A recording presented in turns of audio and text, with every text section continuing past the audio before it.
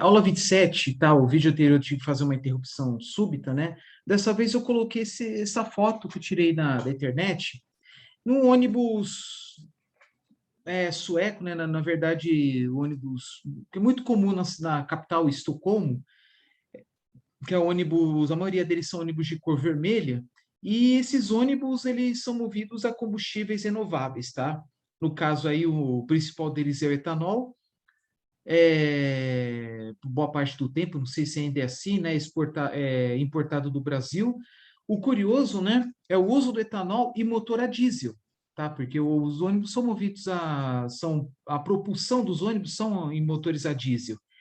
Os suecos, eles desenvolveram um aditivo para aumentar o índice de cetanos, tá? Que é o responsável pela manutenção, né, pela combustão, né, dos combustíveis em motor a diesel. Então, eles usam um aditivo misturado ao etanol, eles podem usar o etanol em ônibus, tá bom? Então, tem ônibus tanto movido a etanol quanto a biogás, tá? E daqui a pouco vou mostrar essa foto aí de novo, né? E tinha parado aí num assunto e vou falar agora sobre uma proposta aí, algo mais futuro, né, mais a longo prazo, que é a inserção, né, da cadeia das biorefinarias. Então, o que, que seria uma biorefinaria? Uma usina sucroenergética é uma biorefinaria, só que ela não é tratada como tal, na minha opinião. Biorefinaria, né, foi criado este termo para fazer uma alusão às refinarias de petróleo, que elas produzem, né, muitos derivados. Então, usando os produtos da cana, também dá para produzir muitos produtos, né? Então, vamos lá. Então, além do tradicional açúcar, VHP ou VVHP, ou se tiver uma refinaria anexa, né? Açúcares aí, por exemplo, refinado, cristal, invertido, açúcar de confeiteiro, etc. Além de produzir também em pequenas frações aí, etanol de segunda, álcoois pesados, ácidos orgânicos, etc. Também eles podem produzir outros combustíveis, eu estou vendo aqui, ó, drop-in fuels, né? Combustíveis drop-in, daqui a pouco explico o que é drop-in, e insumos para outras indústrias, tá? Detergentes, solventes, cosméticos, lubrificantes, aqui é aditivos alimentícios, né? Na alimentação, com destaque para o glutamato monossódico, que é uma indústria que já existe há bastante tempo.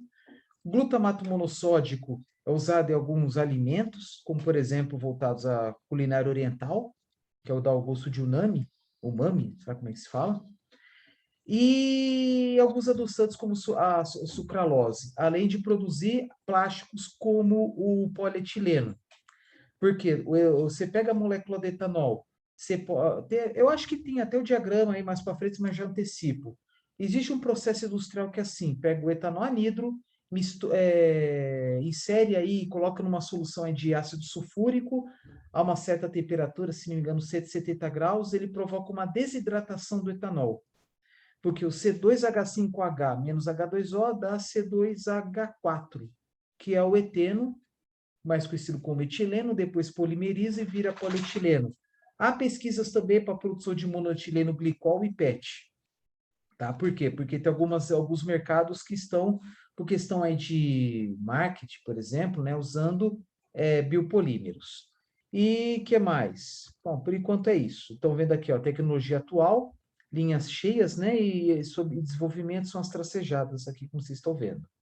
Tá? E esses produtos podem ser extraídos tanto do etanol, né, como também até mesmo do bagaço e palhas, né, porque do bagaço e palhas você extrai celulose, até mesmo hemicelulose, da hemicelulose da lignina deles também dá para produzir vários insumos voltados a indústrias químicas, né?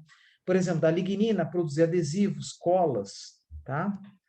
E aí tem alguns açúcares muito específicos, como xilose, manose, arabinose, que aí produz alguns adoçantes como xilitol, que é usado aí em algumas balas, gomas de mascar, né?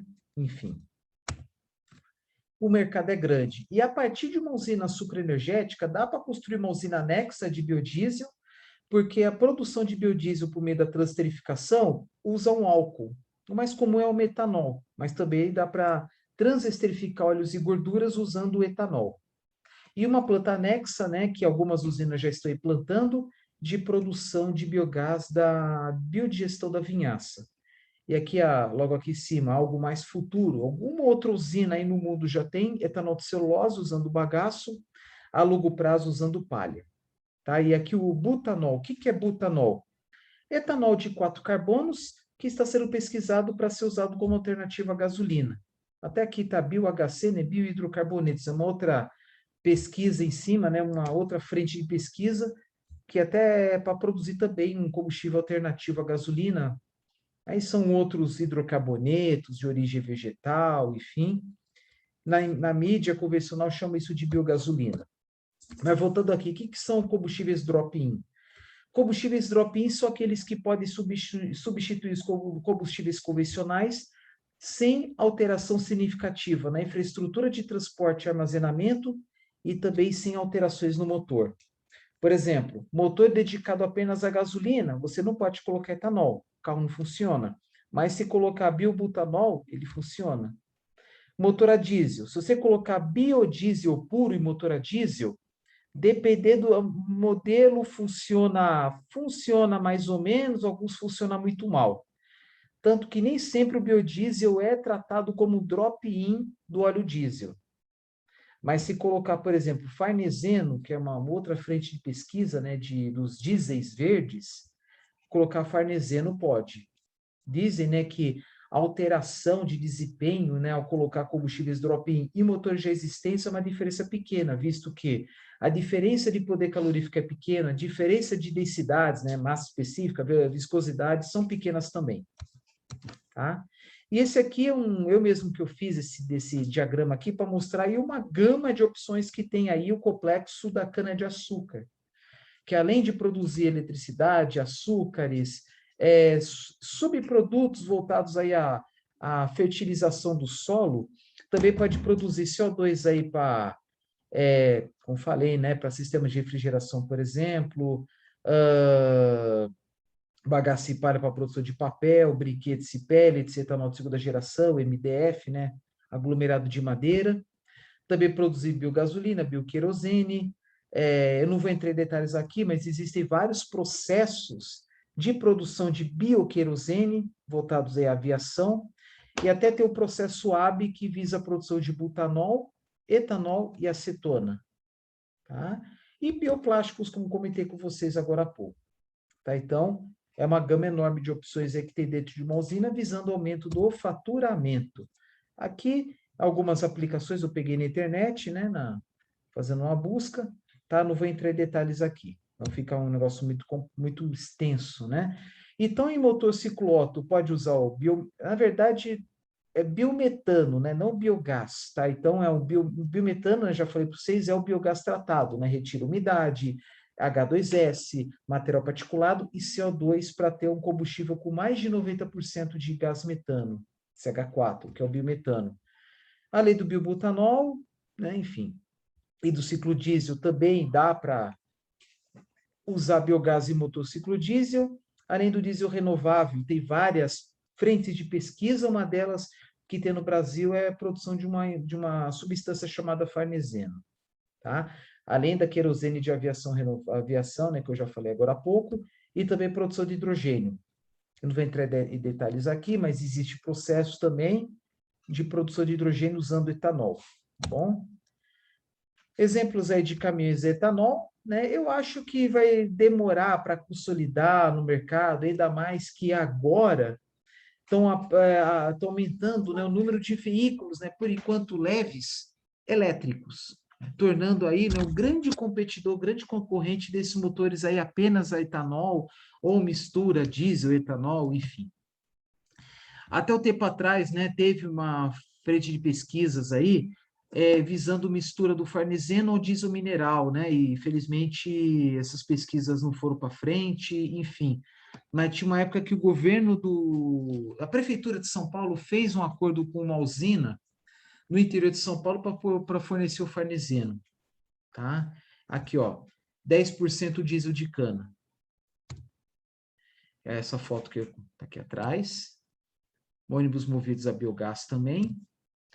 E aí, só para mostrar, né, que dentro de uma biorefinaria, né, você pode produzir várias substâncias, né, por meio da conversão, né, em diversos elementos da química orgânica, tá?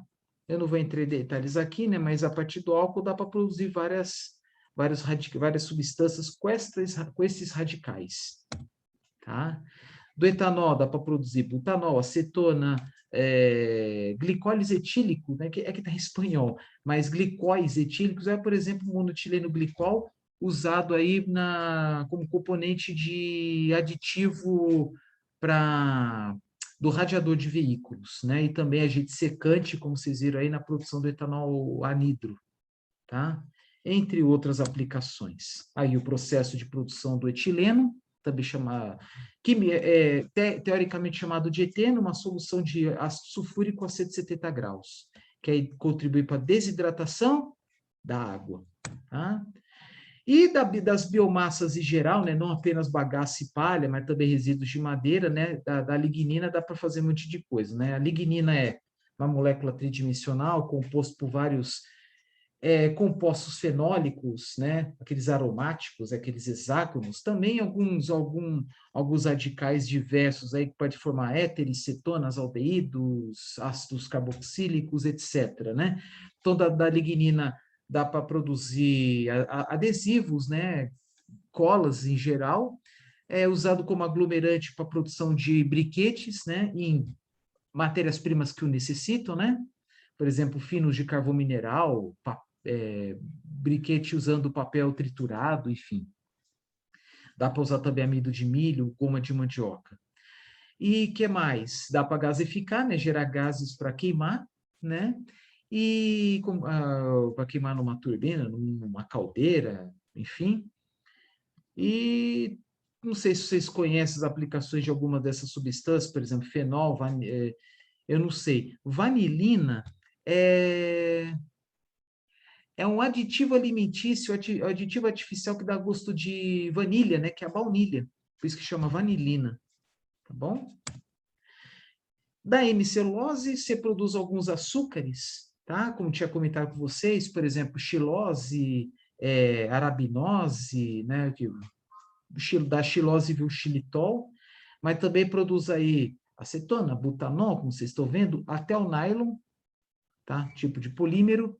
E, tá aqui, ó, xilitol, sorbitol, manitol, galactol, arabitol, enfim, né?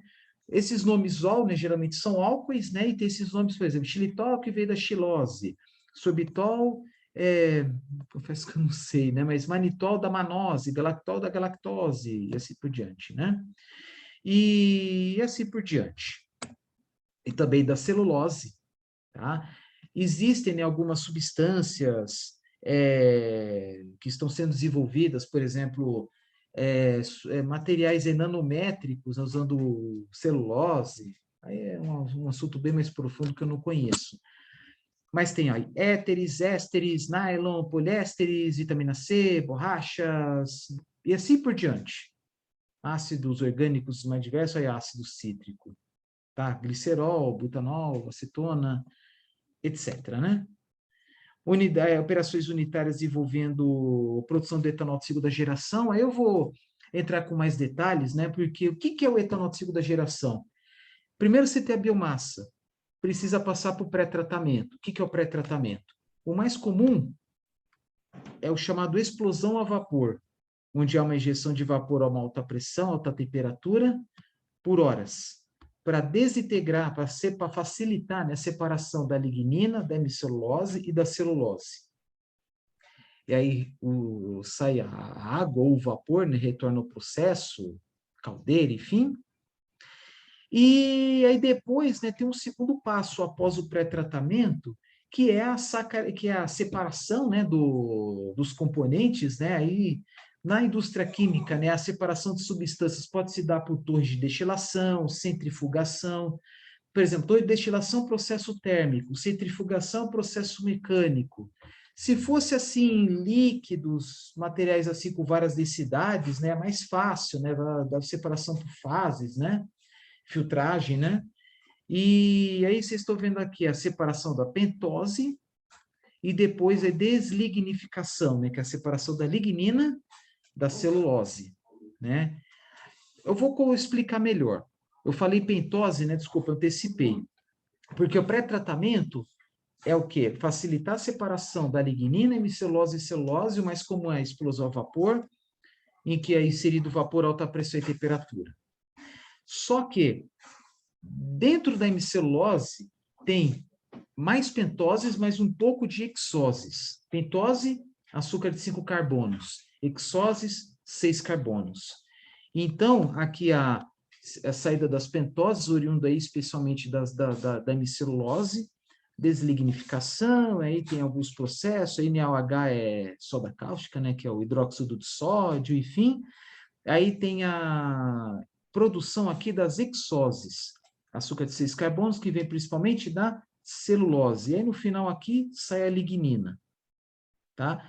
A maior parte da lignina é sintetizada nas usinas de celulose. A lignina, nas usinas de celulose, elas compõem o famoso licor negro, que é consumido em caldeiras de recuperação químicas, são caldeiras onde há geração de vapor. Aí, mesma coisa que outras usinas, gerar vapor para alimentar processos industriais, se for vapor de baixa, média pressão, alta pressão, não sei, mas alta pressão é mais usado principalmente para acionar turbinas a vapor para gerar energia elétrica. E o calor residual pode ser, vou retornar da caldeira ou alimentar algum processo industrial. Então, as caldeiras de recuperação química recebem o licor negro, que é composto de lignina, e compostos inorgânicos, que são usados, né, no processo da dissolução, né, da lignina, né, separação da lignina e da hemicelulose na celulose. Usa-se substâncias inorgânicas, né, em solução aquosa, e essas caldeiras de recuperação também visam recuperar essas substâncias inorgânicas que retornam ao processo. Então é o seguinte, entra licor negro, né, nas caldeiras de recuperação, aí tem lá um subproduto que depois é recuperado, aí no meio do caminho, né, tem umas nomenclaturas aí, licor branco, licor verde, enfim, né? E o licor negro é também chamado de lixívia, às vezes vê aí em diagramas, gráficos aí, tal da lixívia, tá? Que é produzido apenas nas indústrias que visam a produção de celulose. O que acontece com a indústria da etanol de segunda geração? Atualmente, é um processo já consolidado, já saiu do estágio de laboratório, já saiu da escala piloto, mas o grande desafio é o seu processamento dentro da indústria, porque quando fala indústria, fala em processamento aí de talvez aí dezenas de milhares de toneladas, centenas de milhares de toneladas por ano, ou por safra de uma indústria. Então tem que ser algo de porte grande para comercializar o etanol, para conseguir obter o etanol custo competitivo, visto que nós estamos falando de matéria-prima residual. E as matérias-primas residuais em processo de transformação de biomassa, eles, lógico, né, são matérias-primas mais baratas do que uma matéria-prima nobre. Então, é mais barato a matéria-prima do bagaço do que da própria cana, do óleo de fritura do que do óleo puro de soja. Se fosse aí no caso da produção de biodiesel, que eu vou falar mais para frente. Então, tem o desafio, né, da competitividade industrial, mas uma coisa é certa, a matéria-prima, sem dúvida, é mais barata. Tá? Então, são mais processos do que uma usina de etanol de milho e muito mais processos do que etanol da cana oriundo da fermentação. Mas tem uma grande vantagem que é o custo mais baixo da matéria-prima. Por quê? Porque uma indústria como essa pode usar outras matérias-primas, madeira, outros resíduos orgânicos, outras palhas, outros bagaços, cascas, sei lá. Tá bom? E a grande questão para aumentar o valor agregado, para aumentar a renda, dar um fim útil, né, à lignina, e aperfeiçoar, e no futuro mais distante, aperfeiçoar a fermentação das pentoses, que é um desafio. Por quê? Porque as leveduras atuais, elas só fermentam as hexoses. Até fermentam as pentoses, só que de uma forma mais difícil, né? Porque trata-se de um material diferente. Tá? E a conversão, né, das celuloses tal, é algo que tem em organismo de alguns animais, como os cupins, que comem a madeira, convertendo a celulose em energia, né, glicose, porque eles têm lá a enzima, a tal da enzima celulase. A enzima celulase converte a celulose em açúcares menores como a celulose, que está dentro das hexoses, açúcar de 6 carbonos. Frutose também é uma hexose, tá bom? E esses açúcares não muito comuns aí, que a gente dificilmente ouve falar, alguns deles são pentoses, mas alguns deles são hexoses também, tá? Então, é a mesma coisa que eu tinha mostrado anteriormente, só que eu vou dizer uma coisa, as usinas atuais, elas aproveitam apenas as hexoses para a produção de etanol. As pentoses ainda não. Então, algumas usinas estão pegando as pentoses e levando para o biodigestor para gerar biogás. É o que aparece aqui, ó. Aí, ó, pentose, biodigestão, biogás, aí queima numa caldeira. Tá? Então, vamos lá. Sugarcane trash, né, que é o resíduo, né, pode ser bagaço, palha. Aí bagaço na extração dos açúcares, aí uma parte vem para queimar em caldeira, uma parte chamada pré-tratamento, celulose vai para hidrólise e pentose biodigestão. A hidrólise da celulose gera glicose, aí o resto vocês conhecem aí, né, que é fermentação, destilação, desidratação. E aqui, juice concentration, né, concentração do suco, né, que é um setor que mistura, né, o caldo da cana tratado com a glicose oriundo da hidrólise. Bom? E ainda poucas indústrias atuam isso no mundo, visto a dificuldade de implantar em escala industrial a preços competitivos, porque tem questão aí da alto índice de degradação, de abrasão, corrosão das matérias-primas, inclusive dos produtos dentro do processo, tá? Porque, por exemplo, tem caso de indústria, de uma indústria italiana que fechou e e os equipamentos foram vendidos para outras indústrias. Aí eu tiver que fazer uma adaptação, né? Porque alguns equipamentos foram projetados para usar uma matéria-prima, uma biomassa, aí depois teve que usada para outra, e aí as paradas não programadas tornaram mais frequentes. Tem toda essa questão aí, né? Vamos lá. Aqui está dizendo o seguinte, no diagrama 1, de 184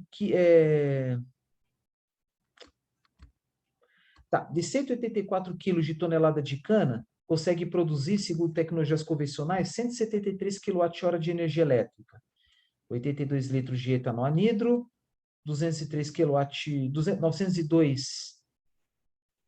desculpa, vou falar... Agora, tá, eu não falei direito. Na verdade, é o seguinte. Aqui a cogeração, né, consome bagaço. Trash, aí, no caso mais preciso, seriam as palhas, né? Mas vamos lá. Segundo a tecnologia mais moderna, né, das usinas mais modernas, de 184 quilos, aqui na verdade é 184 quilos de bagaço por tonelada de cana. A gente tem falado muito de 250 quilos, mas depende muito da literatura. A cada tonelada de cana gera 184 quilos de bagaço, em que gera uma eletricidade adicional de 173 kWh, gera para sua própria indústria 203, 902 kg de vapor e 82 litros de etanol anidro. Esse é o exemplo.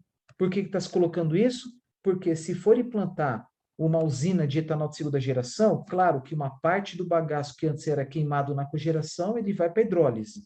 Aí consegue aí 19 litros do etanol de segunda geração, e aproveitamento das petoses para a biodigestão contribui para a geração de biogás, 12 nanometro cúbico a cada tonelada de cana, que consegue aí combustível adicional para a cogeração, mas no final consegue 85 kWh de energia para o sistema interligado nacional, né, excedente, aí já é metade, né, do sistema convencional, menos vapor, menos eletricidade para o próprio sistema.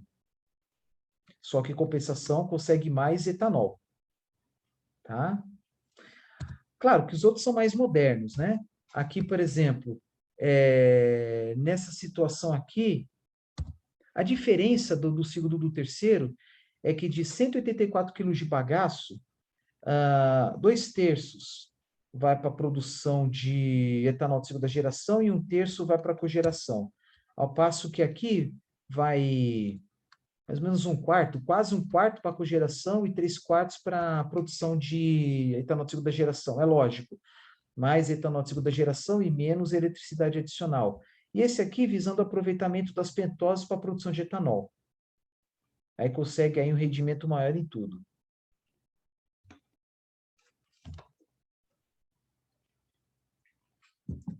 Então, diferentes processos, né, para conversão dos materiais, né, desde o convencionalzão, né, que pega o bagaço e queima, gera eletricidade e calor, ou pegar uma parte do bagaço, aproveitar a glicose para a produção de etanol, ou aproveitar as pentoses também, ao invés de usar as pentoses para biodigestão. Tá bom? E que mais? E aqui, sabendo, né, que quase todo o bagaço vai para a produção de etanol, aqui é o melhor caso para a produção de etanol de segunda geração, de quase todo o bagaço vai para tal. Tá bom? E quando que eu vou usar mais bagaço para um ou para o outro? Aí vai depender do mercado. Por exemplo, atualmente o mercado está muito bom para vender energia elétrica, mas também o mercado está muito bom para vender etanol de segunda geração para o estado da Califórnia, onde tem um mercado específico para combustíveis avançados, aqueles que causam menos impactos ambientais. Composição: madeira dura como eucalipto, tem mais pentoses, madeira dura, mais pentose do que ixoses. Desculpa, eu não expliquei direito. A hemicelulose da madeira dura. O que é hemicelulose? Hemicelulose é aquela estrutura, né, o polissacarídeo, que nem a celulose.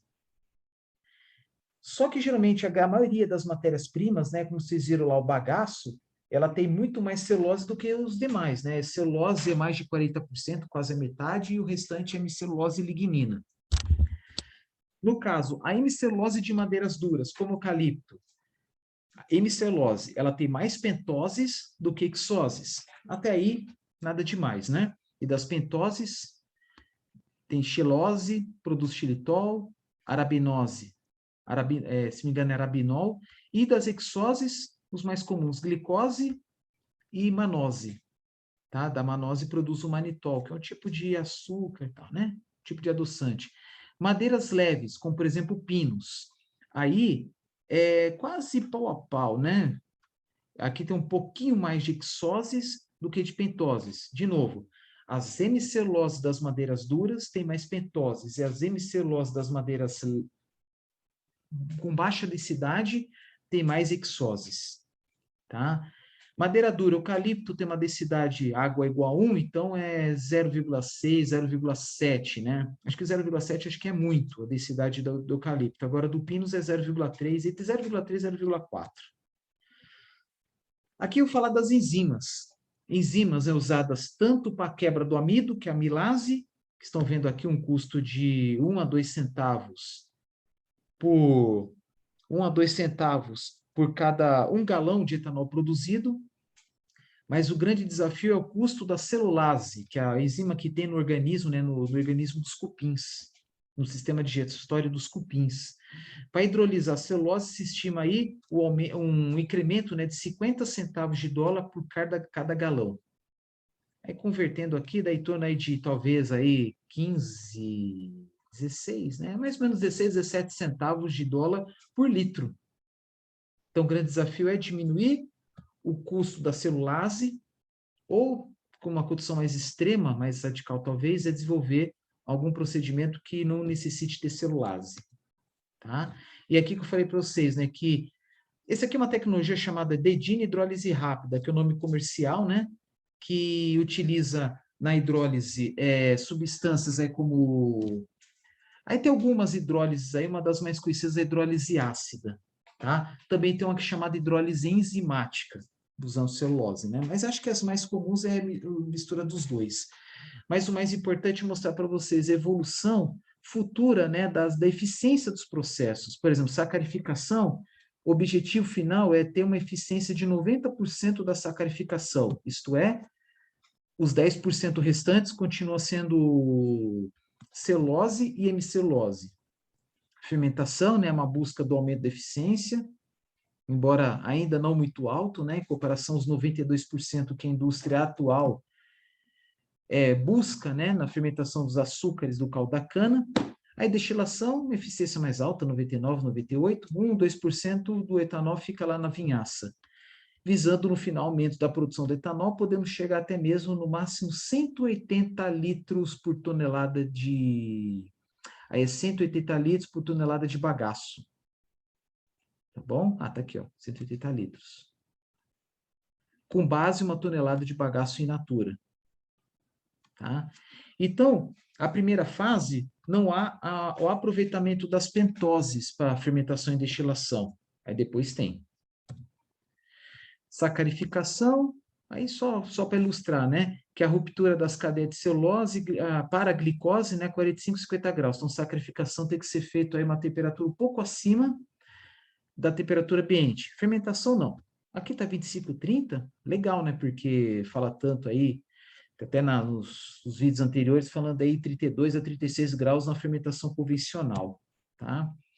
Estimação da produção, tá? Pinus radiata, que é uma variedade, que é aquela que a madeira é mais mole, né? E que tem mais exoses, né? Ao passo que a hemicelulose da madeira dura tem mais pentoses. Então, aqui, ó, muito mais exoses, isto é, um potencial até produzir aí em torno de 400 litros de etanol por tonelada desta madeira. Ao passo que uma madeira mais dura, como o eucalipto, né, vai ter mais pentoses. Tá? E aqui é o ano, né, a evolução, né, da idade da árvore, né? Que eu falei, no Brasil já está diminuindo o ciclo de 6 para 5 anos.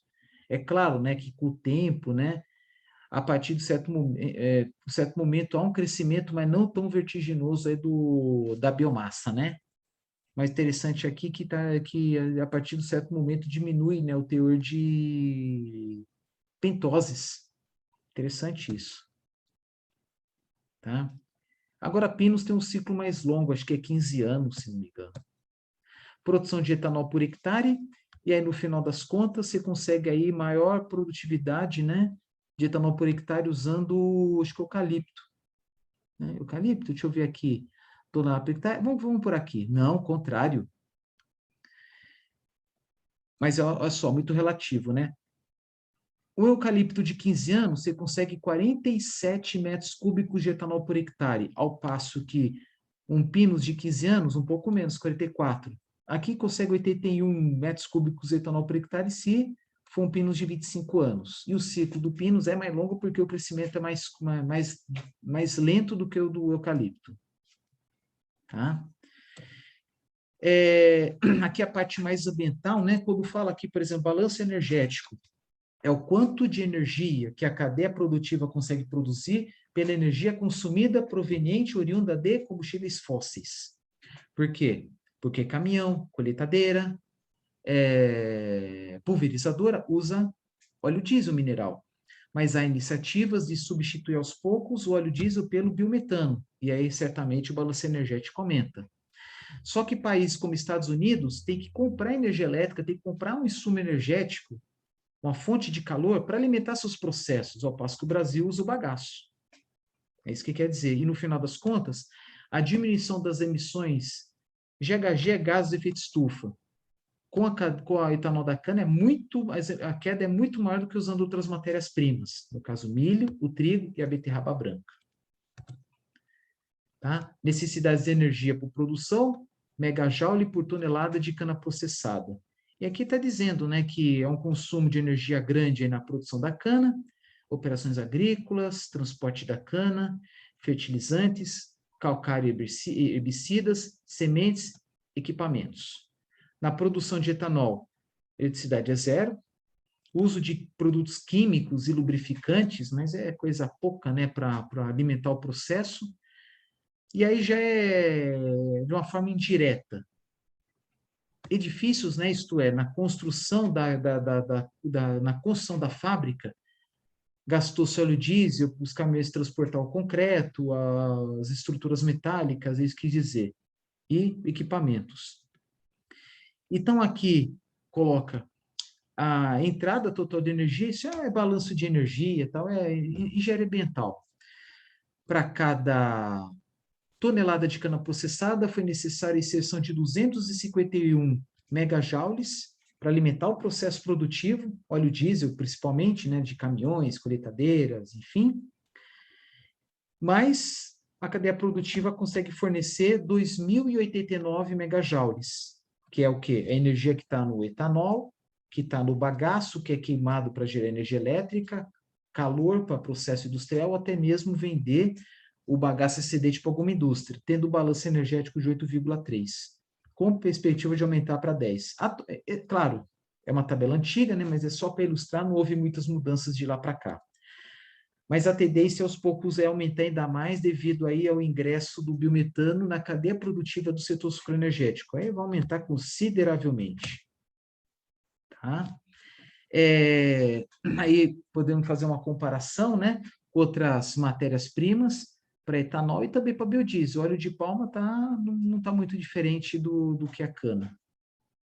Tá? Vocês estão vendo aqui nesses dados que não são muito novos, ainda o bioetanol da cana estava bem mais barato que o do milho. E essa aqui é uma ilustração só para mostrar, né, visto que consome-se muita energia oriunda, inclusive de combustíveis fósseis, para a produção de etanol de milho nos Estados Unidos, fizeram essa charge aqui, que no final mostra o quê? Uma pessoa colhendo milho, né, uma pessoa manejando um caminhão, colhendo milho, e do lado um cara, né, com trajes que remetem aos árabes, né, fornecendo combustível para a colheitadeira. Então aqui, ó, porque porque consome 1,29 galões de combustível fóssil para produzir 1 galão de etanol. Tá bom? E aqui essa é uma mais recente, né? Mais recente, mas é minha opinião, acho que não vai chegar a esse ponto. Com a possibilidade, né, de você escolher a origem do etanol. Ah, o etanol do açúcar, do milho, peanut oil, aí é como, nossa, como etanol do peanut oil, peanut é amendoim, né, do arroz, beets, que é beterraba, e assim por diante. Acho que esse aqui é um dos últimos, eu vou falar sobre isso aqui. Por que que eu coloquei essa foto? Essa é o último slide. Para relembrar, né, que até um tempo atrás, até 10 anos atrás, não se falava tanto dos carros elétricos, agora está se falando bastante. Então, falava-se muito da venda, né, da expansão da exportação do etanol brasileiro. Agora está mais difícil devido à popularização dos carros elétricos, mesmo com fortes subsídios em países desenvolvidos. Só que no Brasil, por exemplo, a Nissan está meio que pré-lançando no mercado um carro movido a etanol, mas que gera energia elétrica no próprio carro, que é um carro com propulsão a célula de combustível, tá? E aqui é só